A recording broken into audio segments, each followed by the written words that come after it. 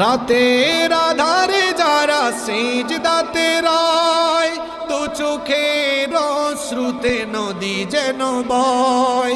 রাতের আধারে যারা সিজদাতে রয়, দু চোখের অশ্রুতে নদী যেন বয়।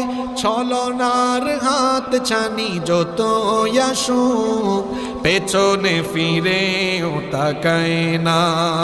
যাদের হৃদয়ে আছে আল্লাহর ভয়। পারেন না আপনারা?